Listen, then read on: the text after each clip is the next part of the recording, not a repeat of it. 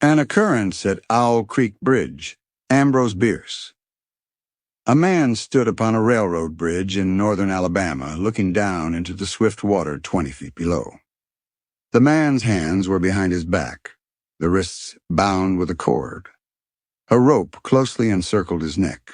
It was attached to a stout cross-timber above his head, and the slack fell to the level of his knees. Some loose boards laid upon the ties supporting the rails of the railway supplied a footing for him and his executioners. 2 private soldiers of the Federal Army, directed by a sergeant who in civil life may have been a deputy sheriff. At a short remove upon the same temporary platform was an officer in the uniform of his rank, armed. He was a captain. A sentinel at each end of the bridge stood with his rifle in the position known as support.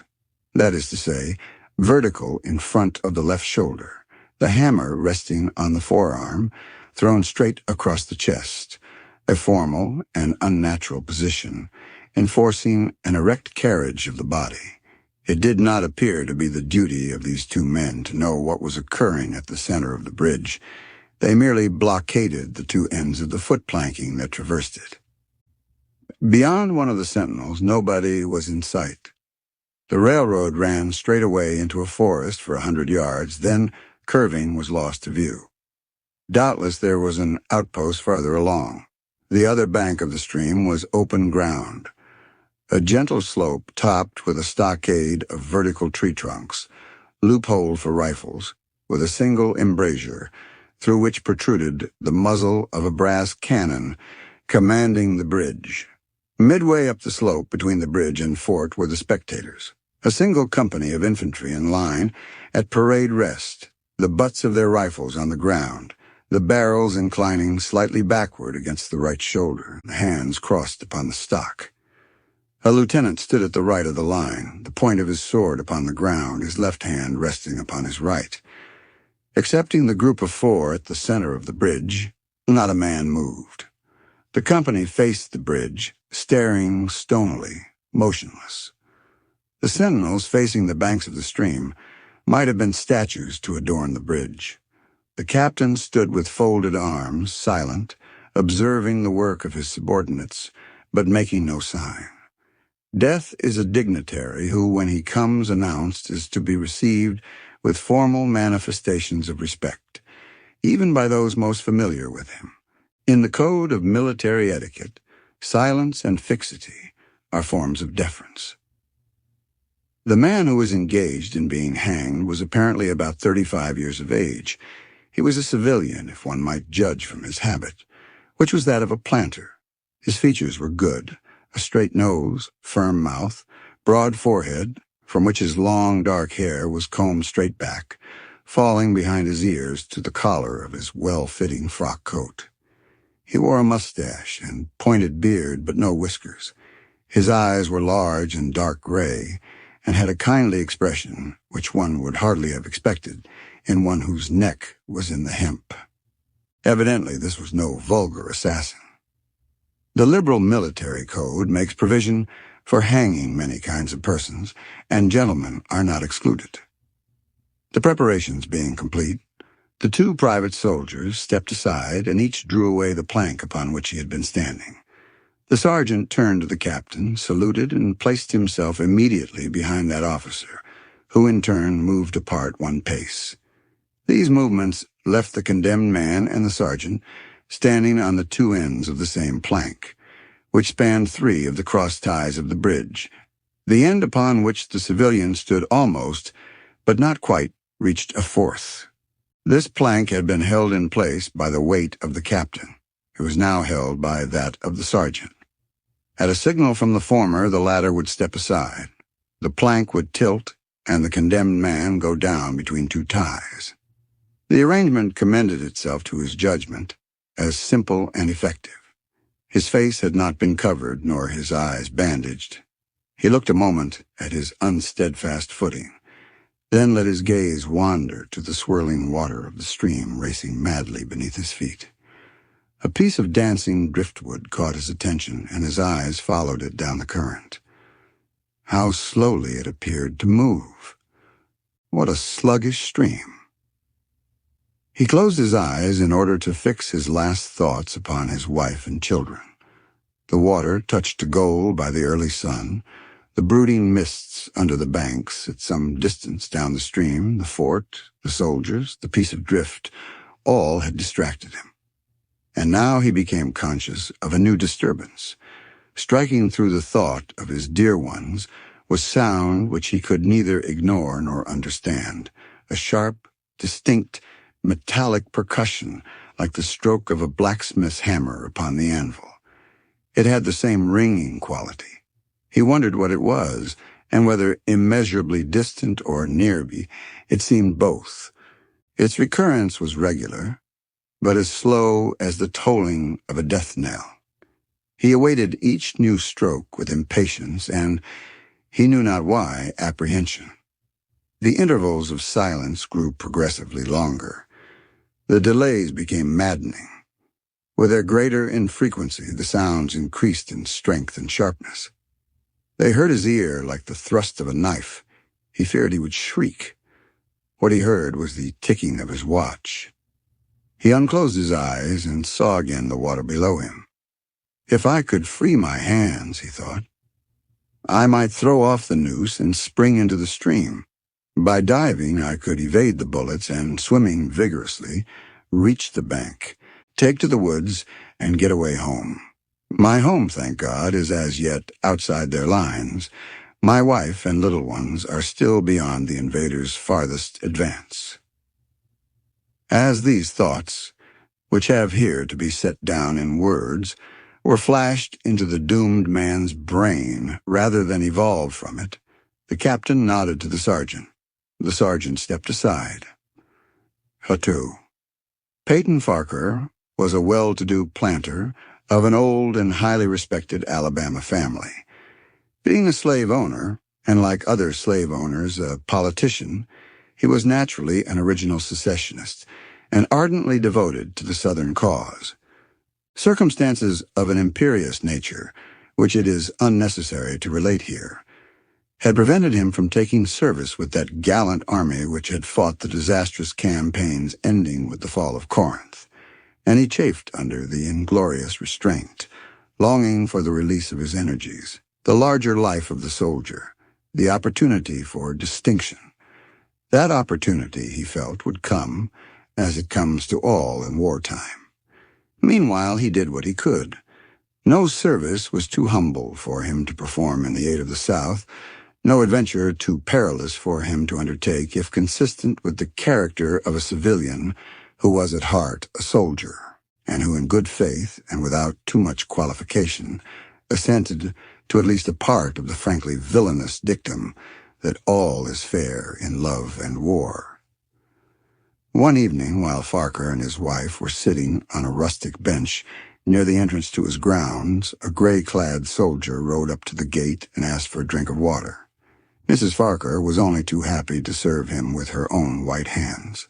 While she was fetching the water, her husband approached the dusty horseman and inquired eagerly for news from the front. "The Yanks are repairing the railroad," said the man, "and are getting ready for another advance. They have reached the Owl Creek Bridge, put it in order, and built a stockade on the north bank. The commandant has issued an order, which is posted everywhere, declaring that any civilian caught interfering with the railroad, its bridges, tunnels, or trains will be summarily hanged." I saw the order. "How far is it to the Owl Creek Bridge?" Farquhar asked. "About 30 miles. Is there no force on this side of the creek?"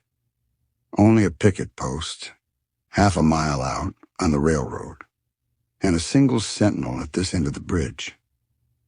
Suppose a man, a civilian and student of hanging, should elude the picket post and perhaps get the better of the sentinel," said Farquhar's mind. "What could he accomplish?" The soldier reflected. "I was there a month ago," he replied. "I observed that the flood of last winter had lodged a great quantity of driftwood against the wooden pier at this end of the bridge. It is now dry and would burn like tinder." The lady had now brought the water, which the soldier drank. He thanked her ceremoniously, bowed to her husband, and rode away. An hour later, after nightfall, he repassed the plantation, going northward in the direction from which he had come. He was a Federal scout. 3. As Peyton Farquhar fell straight downward through the bridge, he lost consciousness, and was as one already dead. From this state he was awakened, ages later, it seemed to him, by the pain of a sharp pressure upon his throat, followed by a sense of suffocation. Keen, poignant agony seemed to shoot from his neck downward through every fiber of his body and limbs. These pains appeared to flash along well-defined lines of ramification and to beat with an inconceivably rapid periodicity. They seemed like streams of pulsating fire heating him to an intolerable temperature. As to his head, he was conscious of nothing but a feeling of fullness, of congestion. These sensations were unaccompanied by thought. The intellectual part of his nature was already effaced. He had power only to feel, and feeling was torment. He was conscious of motion, encompassed in a luminous cloud, of which he was now merely the fiery heart. Without material substance, he swung through unthinkable arcs of oscillation, like a vast pendulum. Then all at once, with terrible suddenness, the light about him shot upward with the noise of a loud splash. A frightful roaring was in his ears, and all was cold and dark. The power of thought was restored. He knew that the rope had broken, and he had fallen to the stream. There was no additional strangulation. The noose about his neck was already suffocating him and kept the water from his lungs. To die of hanging at the bottom of a river, the idea seemed to him ludicrous. He opened his eyes in the darkness and saw above him a gleam of light. But how distant, how inaccessible. He was still sinking, for the light became fainter and fainter until it was a mere glimmer. Then it began to grow and brighten, and he knew that he was rising toward the surface. Knew it with reluctance, for he was now very comfortable. To be hanged and drowned, he thought. That is not so bad, but I do not wish to be shot. No, I will not be shot. That is not fair. He was not conscious of an effort, but a sharp pain in his wrist apprised him that he was trying to free his hands. He gave the struggle his attention, as an idler might observe the feat of a juggler, without interest in the outcome. What splendid effort! What magnificent, what superhuman strength! Ah, that was a fine endeavor. Bravo! The cord fell away. His arms parted and floated upward, the hands dimly seen on each side in the growing light. He watched them with a new interest as first one and then the other pounced upon the noose at his neck. They tore it away and thrust it fiercely aside, its undulations resembling those of a water snake. "Put it back! Put it back!" He thought he shouted these words to his hands, for the undoing of the noose had been succeeded by the direst pang that he had yet experienced. His neck ached horribly. His brain was on fire. His heart, which had been fluttering faintly, gave a great leap, trying to force itself out at his mouth. His whole body was racked and wrenched with an insupportable anguish, but his disobedient hands gave no heed to the command. They beat the water vigorously with quick, downward strokes, forcing him to the surface. He felt his head emerge. His eyes were blinded by the sunlight. His chest expanded convulsively, and with a supreme and crowning agony, his lungs engulfed a great draught of air, which instantly he expelled in a shriek. He was now in full possession of his physical senses. They were indeed preternaturally keen and alert. Something in the awful disturbance of his organic system had so exalted and refined them that they made record of things never before perceived. He felt the ripples upon his face and heard their separate sounds as they struck. He looked at the forest on the bank of the stream, saw the individual trees, the leaves and the veining of each leaf. He saw the very insects upon them, the locusts, the brilliant-bodied flies, the gray spiders stretching their webs from twig to twig.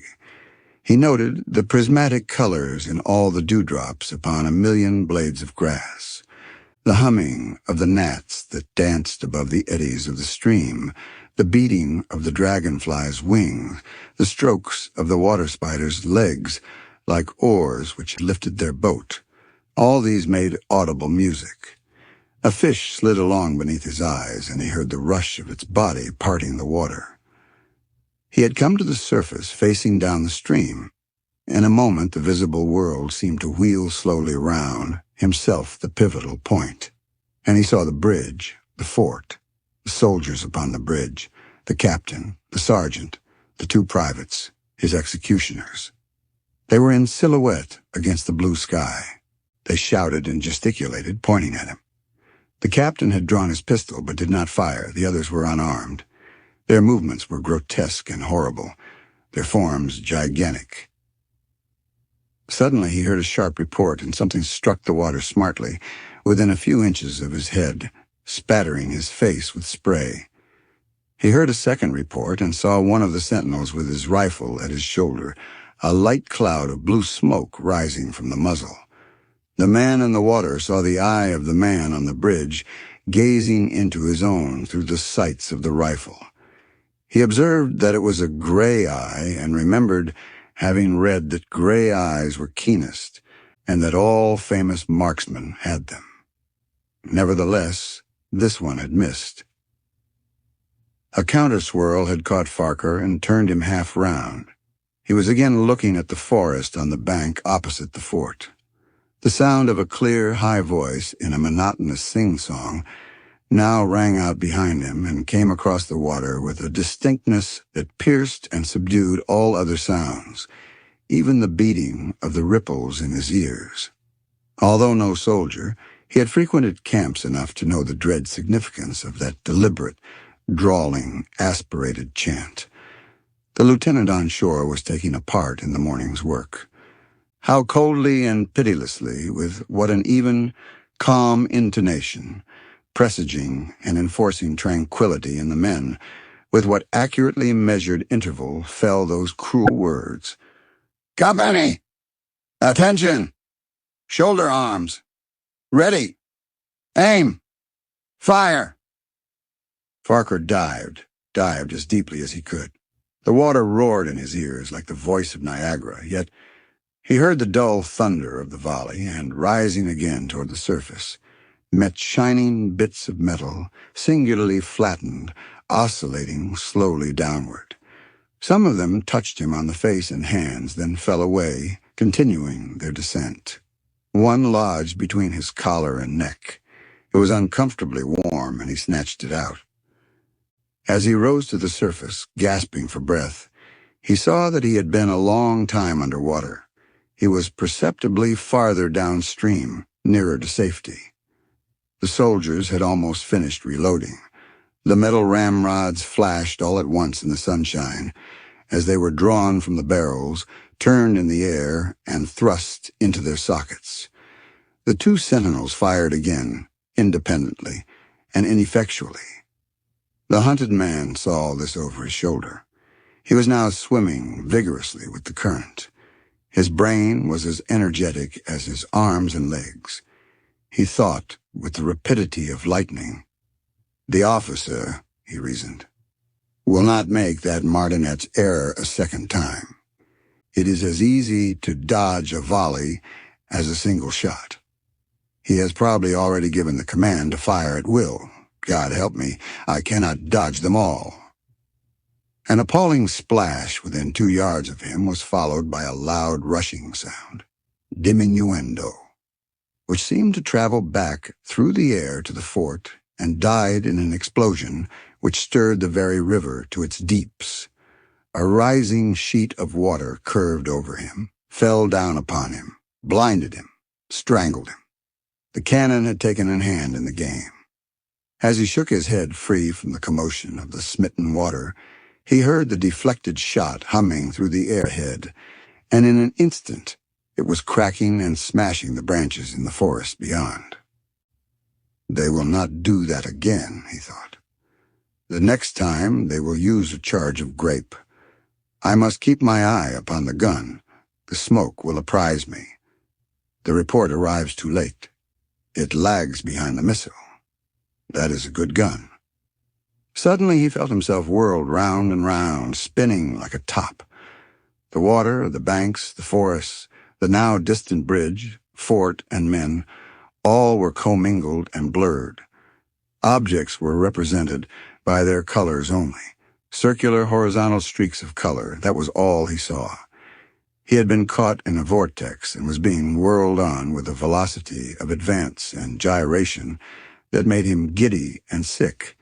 In few moments he was flung upon the gravel at the foot of the left bank of the stream, the southern bank, and behind a projecting point which concealed him from his enemies. The sudden arrest of his motion, the abrasion of one of his hands on the gravel, restored him, and he wept with delight. He dug his fingers into the sand, threw it over himself in handfuls, and audibly blessed it. It looked like diamonds, rubies, emeralds. He could think of nothing beautiful which it did not resemble. The trees upon the bank were giant garden plants. He noted a definite order in their arrangement, inhaled the fragrance of their blooms. A strange roseate light shone through the spaces among their trunks, and the wind made in their branches the music of aeolian harps. He had not wished to perfect his escape. He was content to remain in that enchanting spot until retaken. A whiz and a rattle of grape shot among the branches high above his head roused him from his dream. The baffled cannoneer had fired him a random farewell. He sprang to his feet, rushed up the sloping bank, and plunged into the forest. All that day he traveled, laying his course by the rounding sun. The forest seemed interminable. Nowhere did he discover a break in it, not even a woodman's road. He had not known that he lived in so wild a region. There was something uncanny in the revelation. By nightfall he was fatigued, footsore, famished. The thought of his wife and children urged him on. At last he found a road which led him in what he knew to be the right direction. It was as wide and straight as a city street, yet it seemed untraveled. No fields bordered it, no dwelling anywhere. Not so much as the barking of a dog suggested human habitation. The black bodies of the trees formed a straight wall on both sides, terminating on the horizon in a point, like a diagram in a lesson in perspective. Overhead, as he looked up through this rift in the wood, shone great golden stars looking unfamiliar and grouped in strange constellations. He was sure they were arranged in some order which had a secret and malign significance. The wood on either side was full of singular noises, among which, once, twice, and again, he distinctly heard whispers in an unknown tongue. His neck was in pain, and lifting his hand to it, found it horribly swollen. He knew that it had a circle of black where the rope had bruised it. His eyes felt congested. He could no longer close them. His tongue was swollen with thirst. He relieved its fever by thrusting it forward from between his teeth into the cold air. How softly the turf had carpeted the untraveled avenue. He could no longer feel the roadway beneath his feet. Doubtless, despite his suffering, he had fallen asleep while walking, for now he sees another scene. Perhaps he has merely recovered from a delirium. He stands at the gate of his own home. All is as he left it, and all bright and beautiful in the morning sunshine. He must have traveled the entire night. As he pushes open the gate and passes up the wide white walk, he sees a flutter of female garments. His wife, looking fresh and cool and sweet, steps down from the veranda to meet him. At the bottom of the steps, she stands waiting, with a smile of ineffable joy, an attitude of matchless grace and dignity. Ah, how beautiful she is! He springs forwards with extended arms. As he is about to clasp her, he feels a stunning blow upon the back of the neck. A blinding white light blazes all about him with a sound like the shock of a cannon. Then all is darkness and silence. Peyton Farquhar was dead. His body, with a broken neck, swung gently from side to side beneath the timbers of the Owl Creek Bridge.